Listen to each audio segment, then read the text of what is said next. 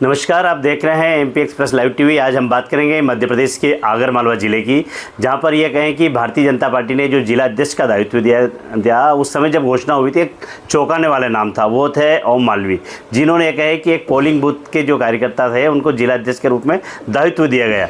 अगर ओम मालवी के जिला कार्यकारिणी की अगर बात की जाए तो उसमें भी कई लोग ऐसे हैं जो बूथ स्तर से लेके जिले स्तर तक पहुँचे हैं और पार्टी के प्रति समर्पित हैं। ऐसे लोगों को मौका दिया गया है, जो कि इनकी जब सूची जारी हुई, यानी 21 जो भारतीय जनता पार्टी के कार्यकर्ता थे उनको जिले में दायित्व दिया गया है। ऐसे कार्यकर्ता की जो कार्यकारिणी की घोषणा होने के बाद आज एमपी एक्सप्रेस लाइव टीवी के साथ में ओम मालवी जी है। हम इनसे जानना चाहेंगे कि जो आपकी कार्यकारिणी है, अब इसके बाद में अगला मिशन क्या?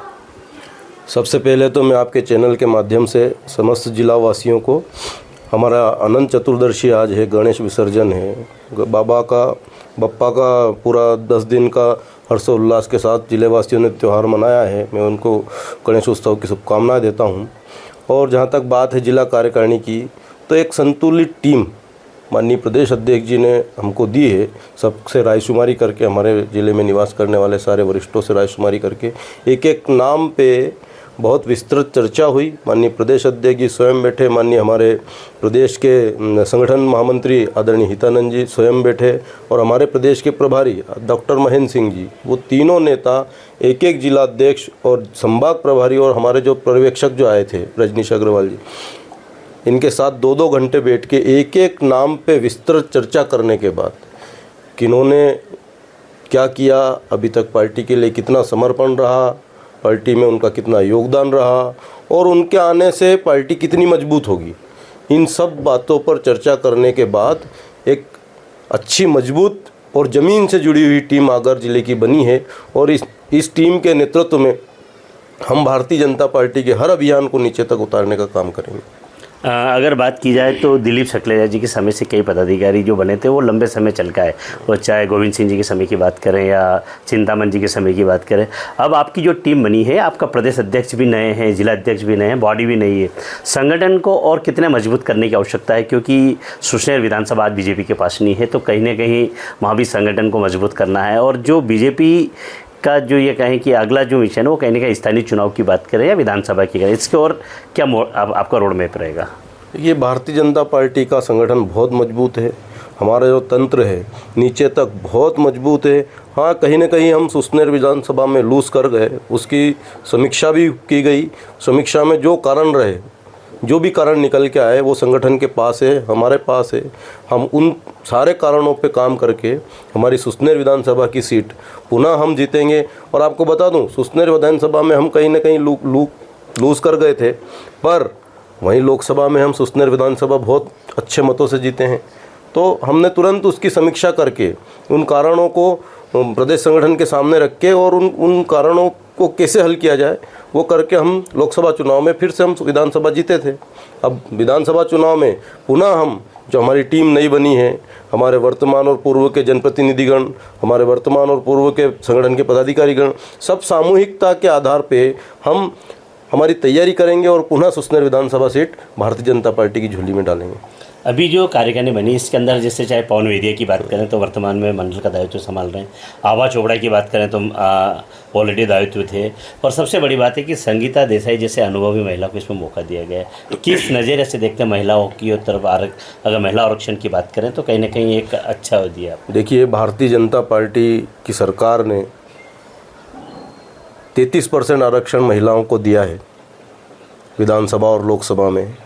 संगठन में भी हम ज़्यादा से ज़्यादा महिला नेतृत्व स्थापित करना चाहते हैं, ताकि आने वाले समय में जब महिला नेतृत्व करेगी विधानसभा का, लोकसभा का, नगर पालिका का, तो इसलिए महिला सशक्तिकरण के लिए भारतीय जनता पार्टी सदैव लगी रहती है। तो इसलिए महिला, और जहां हम बात करें आभा दीदी की, तो आभा दीदी एक अनुभवी और हमारा पुराना परिवार है। संगीता देसाई का हमारा पुराना परिवार है, संघ का परिवार है, वो उनका बहुत अनुभव है। और कहीं ना कहीं महिलाओं में काम करने में इन जो वरिष्ठ महिलाएं जो हमारे साथ हमारी टीम में है, इनके अनुभव का लाभ हमको मिलेगा।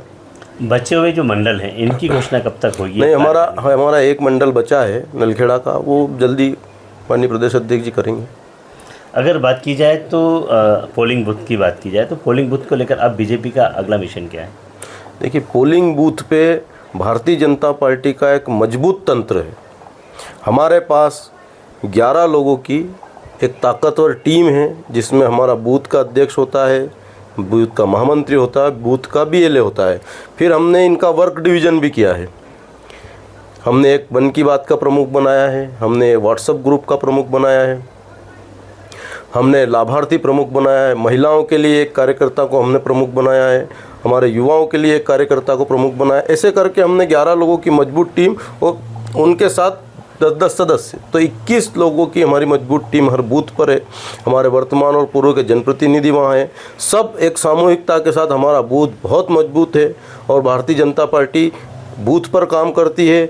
हमारा कोई भी अभियान आता है तो पहले हम एक सामूहिक कार्यक्रम मंडल केंद्र पे करते थे, पर पार्टी ने सोचा कि हमको बूथ को सशक्त करना है, तो पार्टी का सारा अभियान अब बूथ पर हो गया।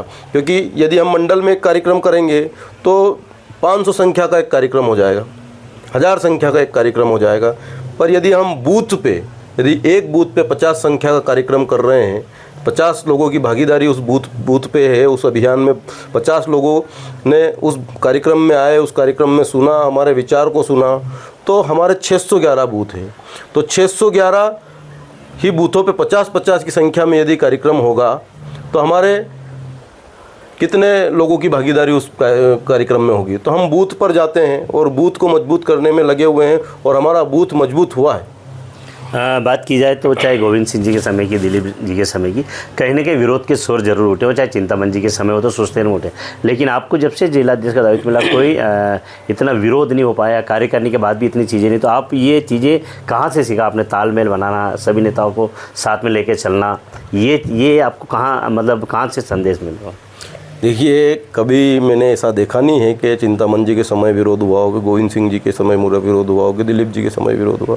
छोटी मोटी बातें चलती रहती है, पर मैं सौभाग्यशाली हूँ कि पार्टी के सभी वरिष्ठ कार्यकर्ताओं का मुझे आशीर्वाद मिलता है, पार्टी के सभी कनिष्ठ कार्यकर्ताओं का मुझे प्रेम मिलता है। तो मैं सौभाग्यशाली हूँ। और कहीं ना कहीं इसमें भारतीय जनता पार्टी के जो विचार है, हमारा विचार शुद्ध है कि केवल और केवल हम राष्ट्र के लिए काम करते हैं और राष्ट्र के को परम वैभव पर ले जाने के लिए हमारा हर कार्यकर्ता सपना देखता है। इसलिए कहीं कोई मनमुटाव नहीं होता, कहीं कोई छोटी मोटी बातें भी नहीं होती, क्योंकि नरेंद्र मोदी जी के नेतृत्व में हर भारतीय जनता पार्टी का प्रत्येक कार्यकर्ता विकसित भारत का सपना देखता है, सशक्त भारत का सपना देखता है और एक मजबूत राष्ट्र का सपना देखता है। इसलिए कहीं कोई दिक्कत नहीं है।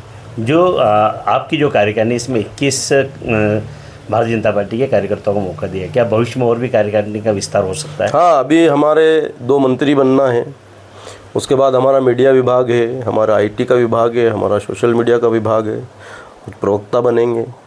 इस प्रकार से कुछ विस्तार और होगा। भारतीय जनता पार्टी आगर के जिलाध्यक्ष, जिन्होंने कहा है कि आने वाले समय में जो बीजेपी की कार्यकारिणी उसका और भी विस्तार होंगे, जो बचे हुए पद हैं, और कांग्रेस पर भी इन्होंने निशाना साधा है कि संगठन सर्जन के माध्यम से कांग्रेस के जो कार्यकर्ता है, उनको, जो छोटे कार्यकर्ता, उनको कहीं ना कहीं दबाने का काम किया गया है। नमस्कार, आप देखते रहिए MP express live TV, Hindu Singh Yadav के साथ।